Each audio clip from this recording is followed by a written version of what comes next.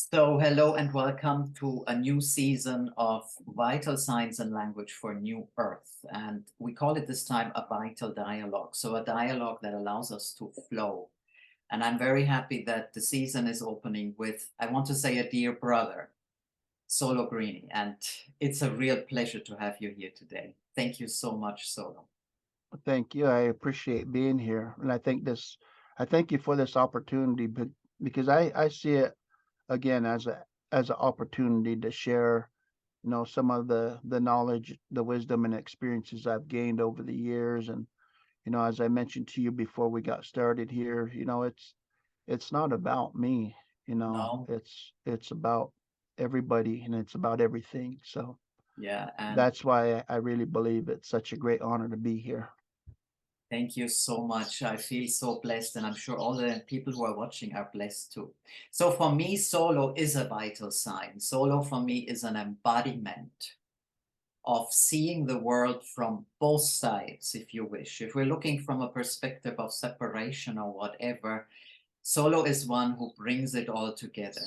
And life brought him here. He grew up with the elders in the sweat house, as well as Christianity.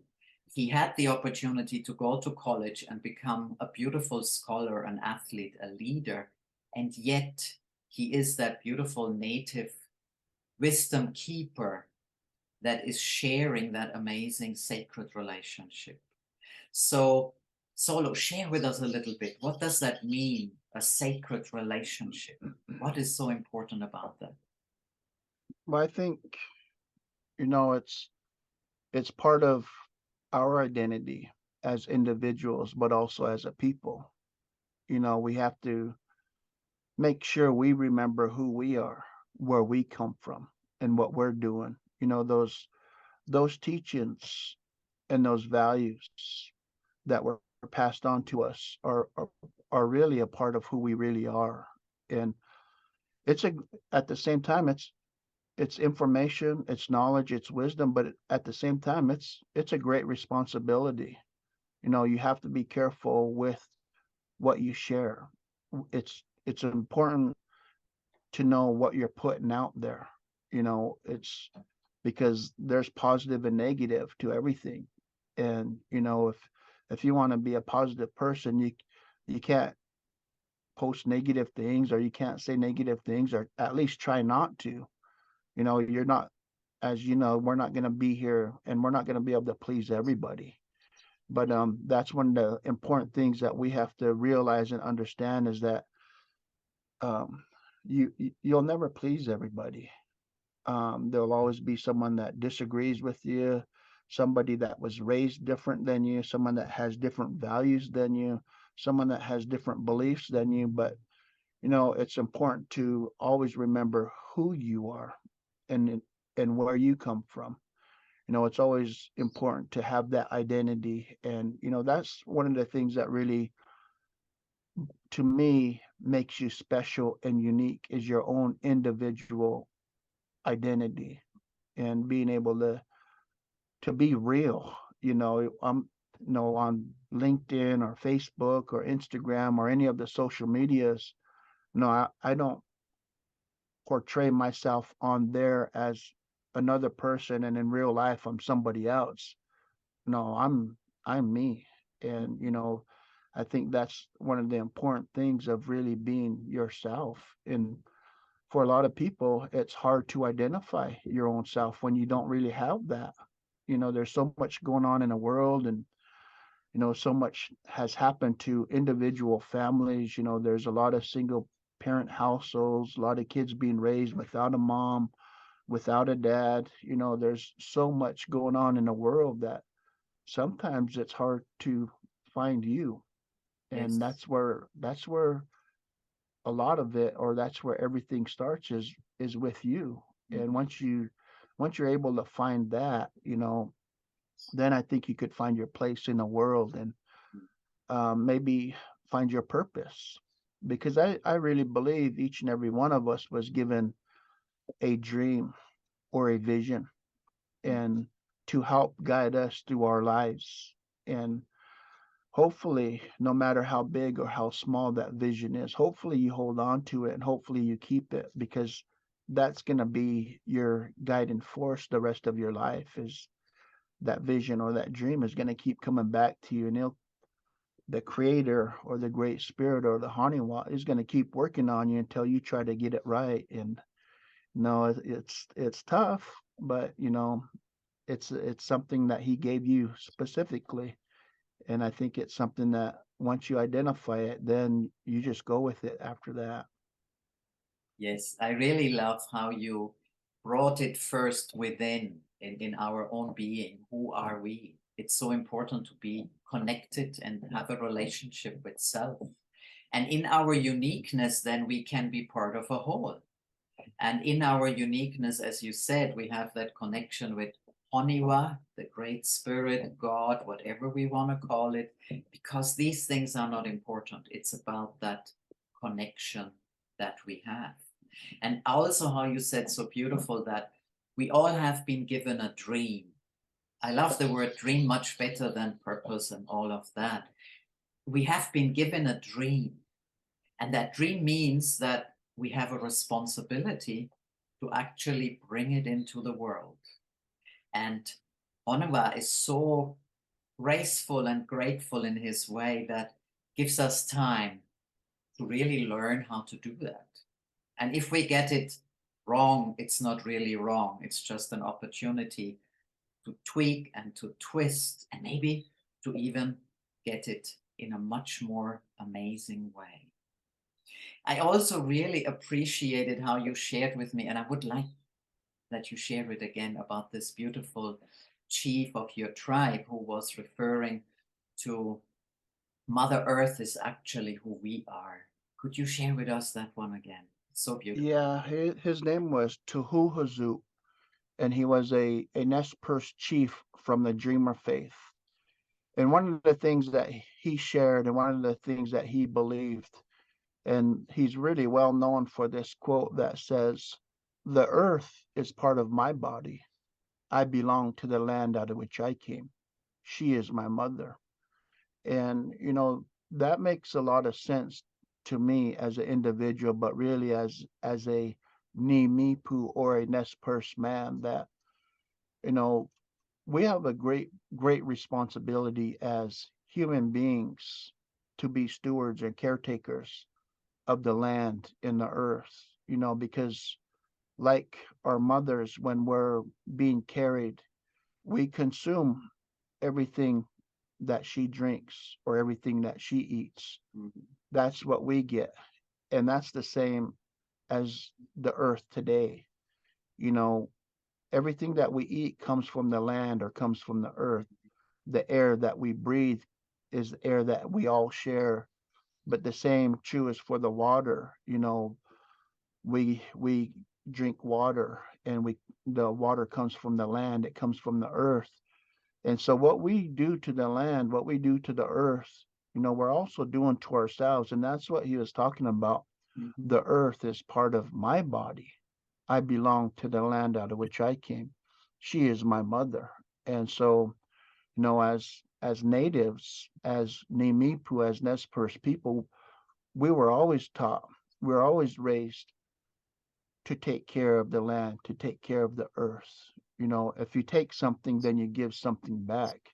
You don't get greedy. You don't take more than you need, whether it's hunting, fishing, gathering, or anything else. You don't take more than you need.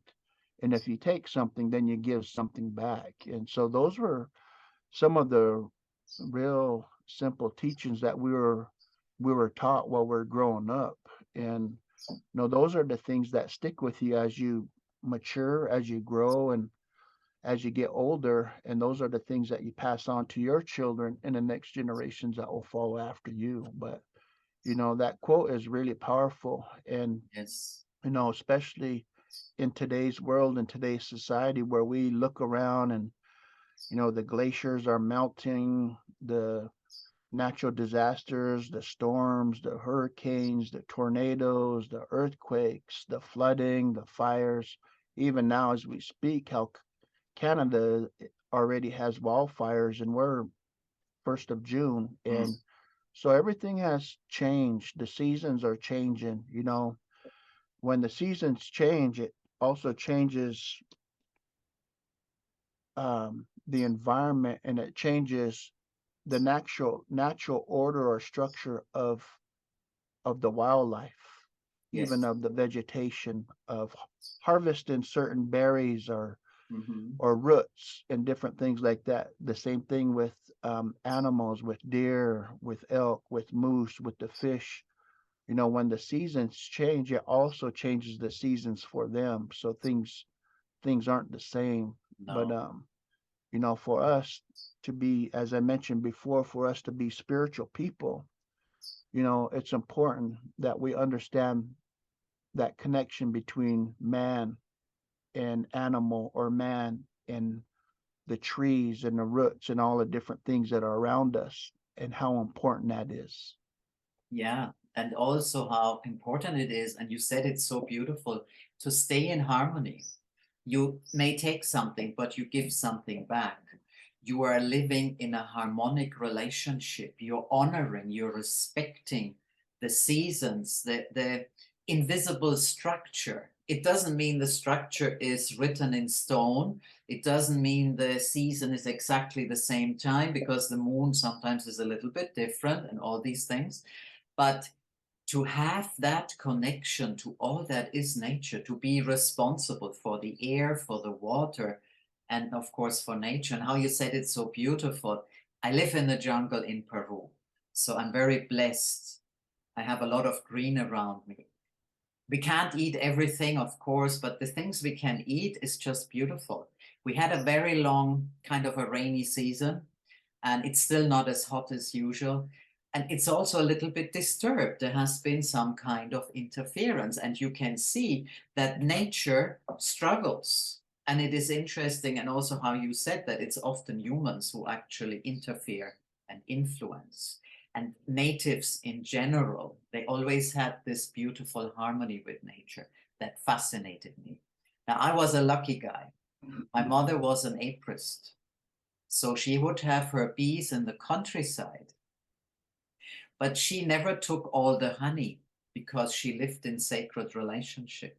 She lived in sacred relationship with the nature and the different kind of flowers and everything, and she understood that. And so I grew up in that way, very blessed, and I was walking around and enjoying the nature. And it's very interesting. I never got an attack from any animal. I hardly saw any snakes because I was walking in harmony. And this is what you're saying. And I feel at this moment in time, this is a vital sign for us to listen again to the wisdom of the natives, of the indigenous people who actually knew how to be in relationship with nature. Beautiful, Solo. I really feel there's an important message for us, and it starts with one by one. If we change our relationship with nature and remember that she's our mother, all that we do to her comes back to us. The chemicals we spray on our food, we're eating it. That's right. And that's really something that comes back to me when you mentioned that is, when I was growing up, and I don't consider myself to even be an elder yet, and I don't consider myself to be older. Um, but when I was growing up, we had in our valley where I live, in Lapway is where I live, Lapway, Yes. Idaho. The Nez Perce name for this place is Flap Flap, or the Valley of the Butterflies. But Oh, now, but now you don't see very many butterflies here. And so when I was growing up, we had a lot of butterflies, but at the same time, when I was growing up, there wasn't very many people that had cancer, that had asthma, that had a lot of those illnesses and diseases that they have today. And I really believe it's because of the chemicals mhm. and the different things that we've done to the earth. or the different things that we've done to the environment, the air, the land, the water. Um, because for us as native people, we still live off the land. Yes. You know, we still hunt, we Mhm. still fish, we still gather, and those things are a big part of our diet still. And actually, right now is fishing season. You know, Mhm. the salmon are running, the salmon are here, Right. and so a lot of people are gearing up to go salmon fishing. And you know, a few years ago, in the mid 1990s, Environmental Protection Agency, they did a survey for Native Americans, and at that time, they determined that Native Americans consume 11 times more fish than the general population. So the Native Americans in the Northwest, you know, fish is one of our primary diets, and we consume 11 times more fish than the general population. But we also, specifically the Nez Perce, we're able to hunt buffalo, moose, elk, deer, turkeys, grouse, pheasants. You know, we're able to hunt all these different animals. And again, as well as salmon and steelhead and the fish. You know, if the land is contaminated, if the water is contaminated, again, you know, everything that lives in the water, everything that drinks the water, or even eats the vegetation, if Mhm. they're getting contaminated, then we're getting contaminated. And that's just the simple process of the food chain, you know. And Yeah. you know, where we main, you know, the insects eat certain things, the fish eat the insects, you know, the Mhm. same thing with vegetation, with the birds and the animals and everything like Yes. that. Then we consume the animals or we consume the fish. You know, it don't take a scientist to understand that. You know, it's the natural order Mhm. of life. And Yes. the things that I see with the high rates of asthma, the high rates of cancer, the high rates of lupus or other Mhm. diseases, you know, in the world, not just for native people, but in the world. Mhm. And I probably where you live, eh, you probably didn't have very many people with cancer or other things as well. You know, we just didn't have that. But Yes, I would now, imagine, yeah, I would imagine the same here, maybe 20, 30 years ago, cancer was very rare, but today you hear about that quite commonly. And really here, it's a lot of nature. There's one bigger city, but everything else is villages, and people had their farms and they lived off their farm. But as you said, if we are contaminating it and if we're putting all the rubbish into the waters and everything is changing and people are actually getting sick. And I'm coming back to this relationship with nature that we don't have anymore, that relationship to our mother. And I really feel this is a beautiful sign for us to see for a new earth. And we can start new earth today by becoming conscious of that and actually making the little changes that we can.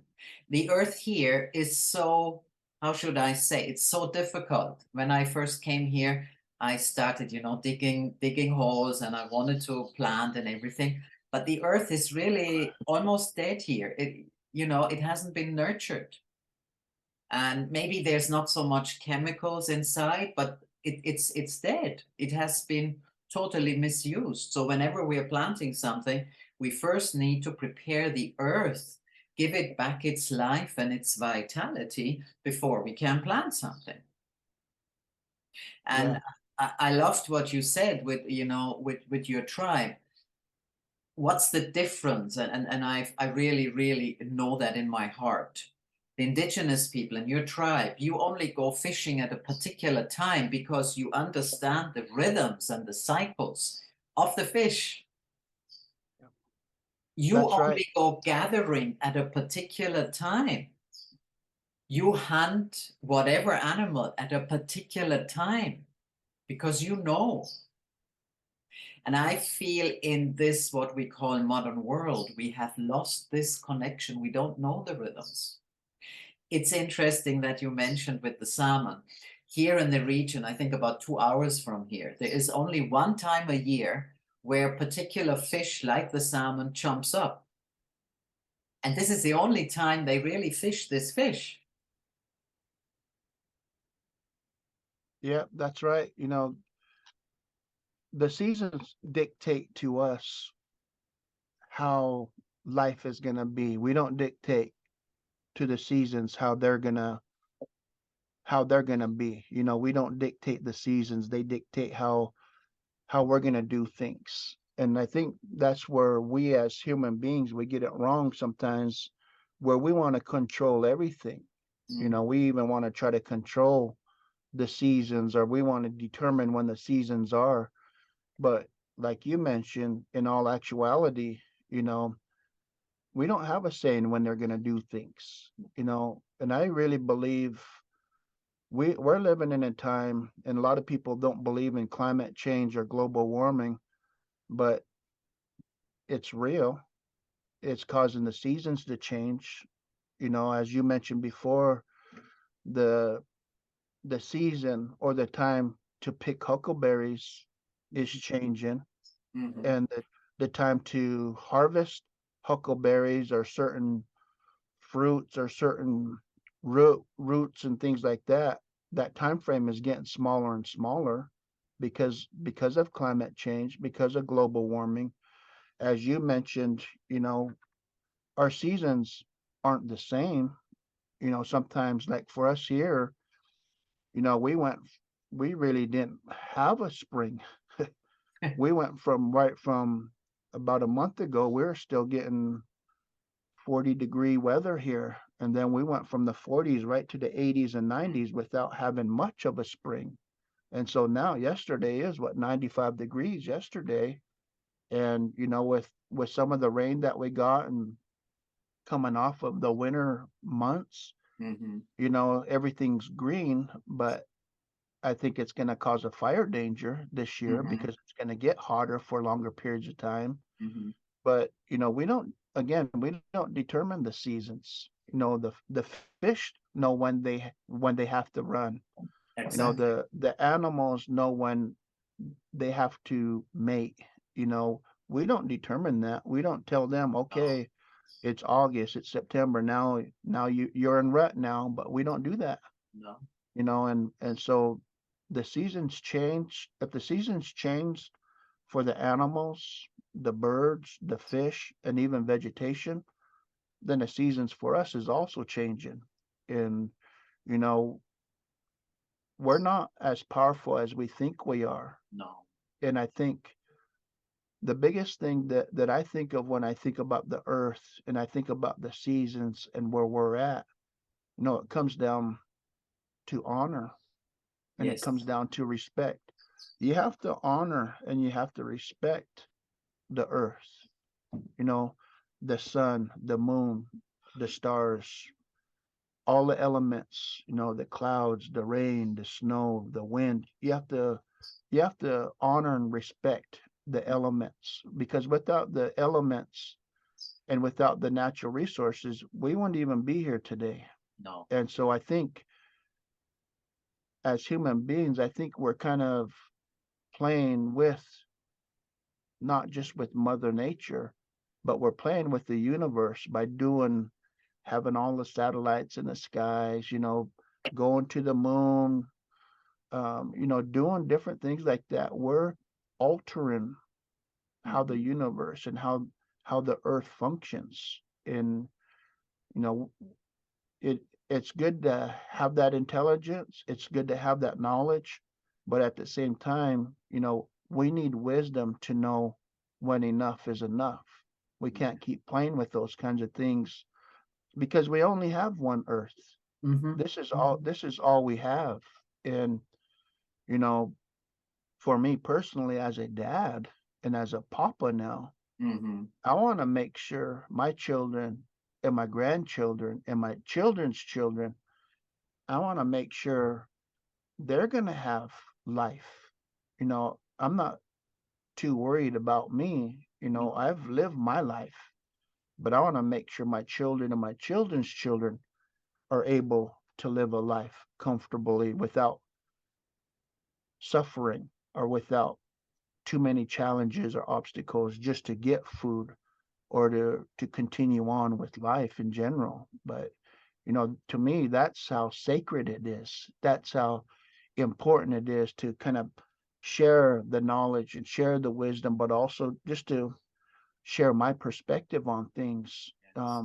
because I really take it serious Yes. of what I do and that knowledge and that information that was passed on to me. And I'm not trying to keep it as my own because I think, it isn't just for me and it's not just for natives and it's not just for the Nez Perce. It's for everybody Yeah. because we could do our part, but if everybody else doesn't do their part, we're not going to have that big of an impact. And it No. takes everybody to do their part. Yes. Thank you so much. Yes, we are all invited to come into that sacredness, to come into that wisdom again that you are sharing. We are reading the vital signs and you are daring to voice it. It is so important. And as you said, it is about we cannot control. We're trying, not you and I, but obviously there's people who are trying to control nature, the elements, the earth, even the universe. And as you said, this is not for us to do that. For us, it is to live in harmony. We're not supposed to be the invaders and the interrupters and the control organism. And I often feel Earth, nature, elements, the universe, they are friends. And they carry, each one carries um, a sacredness and an intelligence that you and I could not make up. But if we choose, and this is now what we're talking about, as we're speaking about that wisdom that comes from your tribe, that comes from my heart, that comes from us together, we can actually go out there and change our relationship and come back into these natural rhythms of that relationship. It's not too late. I mean, some people say Earth is rebirthing because Earth cannot stay the way it is. We know Earth has gone through ice ages and all different kind of things. And maybe we're going through something in that manner again because it cannot continue that way. Whether we call it climate change or whatever, the fact is that we as humans are not with the rhythms of nature, of earth, the elements, and even the universe.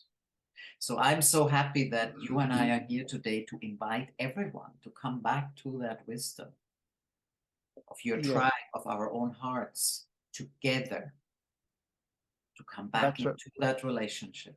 That's right. And that's what it's going to take, is getting back in rhythm, getting back in tune, getting realigned and getting reconnected. We're coming out of COVID and we're coming Mm, out of all the restrictions not to gather, not to travel, a lot of those kind of things. We're coming out of restrictions for about 3 years now. mhm, And during that time, we've had a lot of loss to family members, to friends, to people in general. We've experienced a lot of loss during COVID. And one of the things, because of the restrictions of gathering, restrictions of how many people could do what, of traveling and doing things like that, one of the things that we've gotten away from, and one of the things that this caused is isolation. mhm. And isolation isn't really a bad thing, but at the same time, when you're isolated for too long, you start to disconnect. We start disconnecting from even our sweats, our services, our Okay. ceremonies. We start disconnecting from our creator, from the great spirit or the Honeywell. We get disconnected. And when we're disconnected, we don't function the way we're supposed to function. And we're out of balance. We're out of harmony. And one thing for me that has really kept me in line is a spiritual person and I pray and I sing and I have a hand drum with me. And there are times when I just sit and I drum and I sing. Because one of the things that they say is if you could hear the drum and the drum represents our heartbeat, if you hear the drum, if you hear the beat of the drum, the earth lives. And as long as you could hear the beat of the drum, that means we're still here. That means we're still going. That means we still have a purpose and he still has a plan for each and every one of us. But also, if you could hear the beat of the drum, the earth lives. The earth is still living because, people don't realize or they don't understand that we can't even have a drum. We can't even hear the beat of the drum without making a drum from the resources of the earth. Again, it reconnects us. Again, it shows the importance of the relationship that we need to have with the land, with the earth.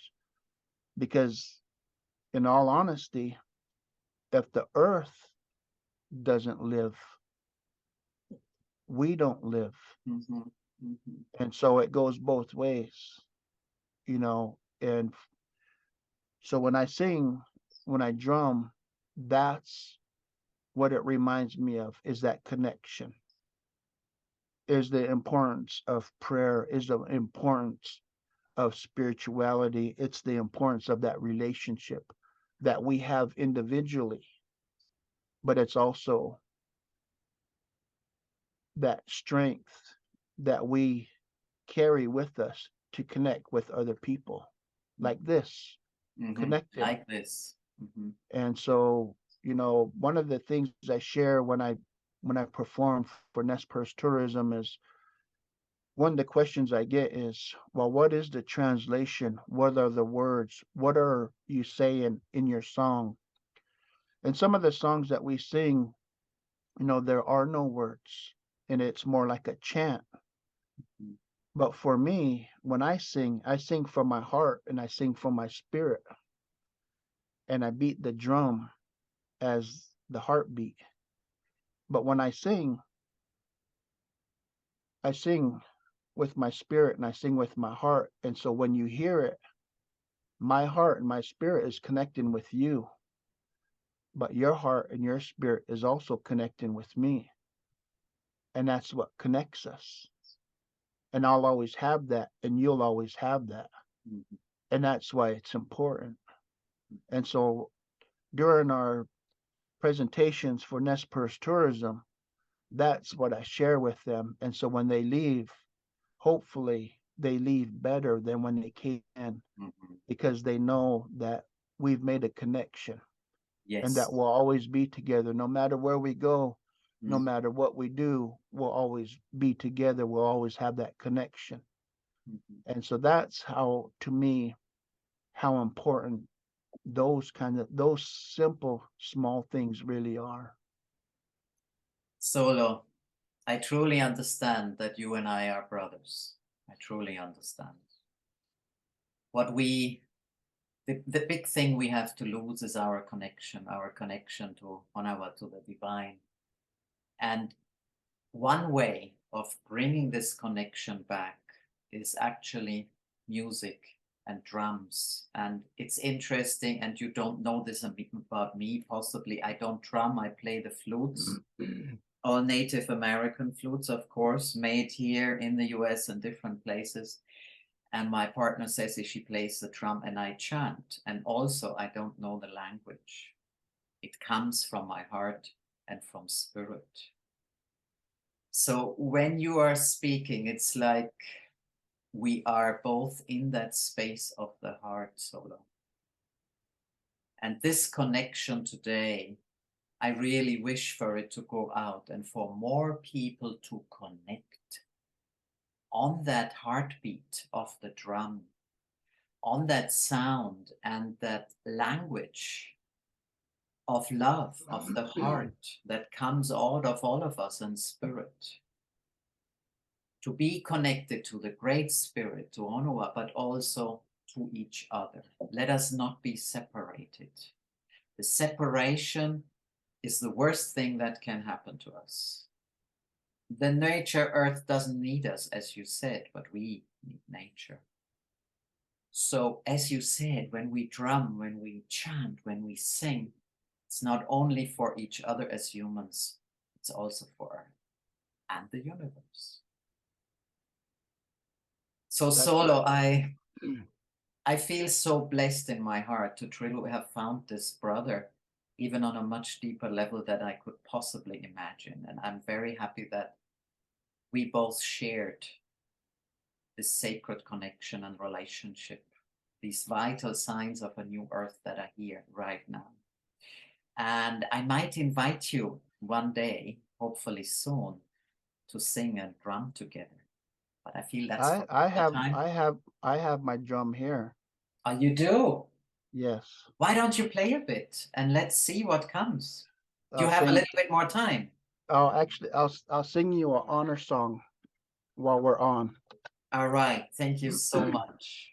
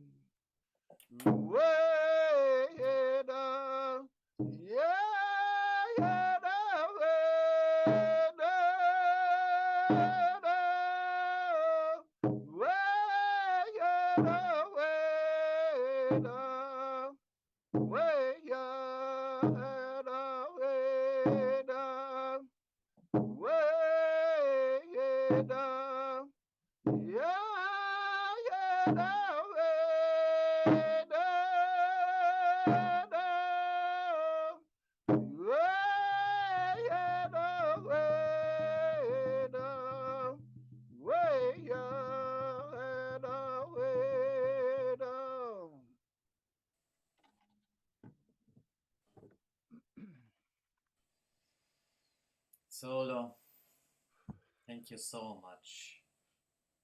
I want to honor you too. And all of those who are joining us. And the flute with the colibri, the hummingbird, wants to come. And I know it will be also a voice coming through.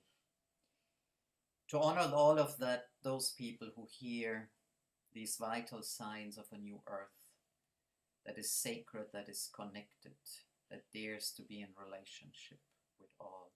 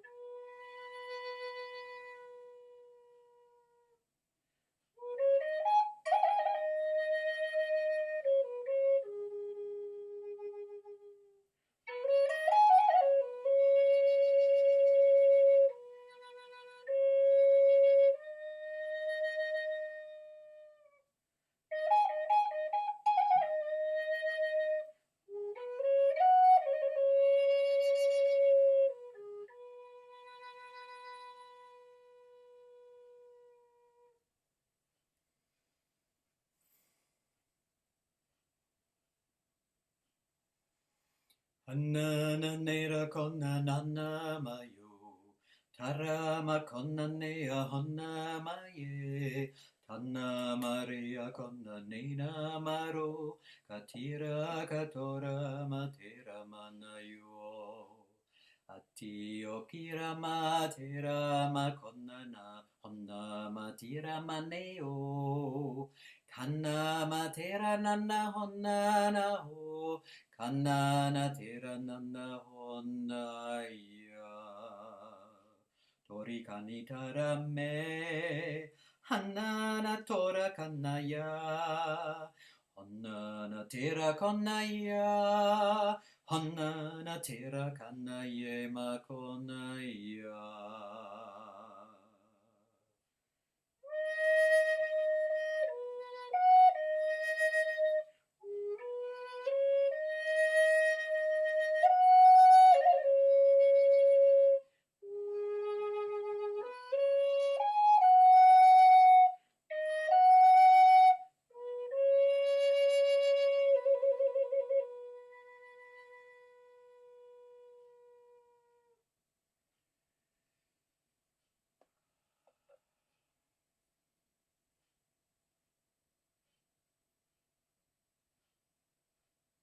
Awesome.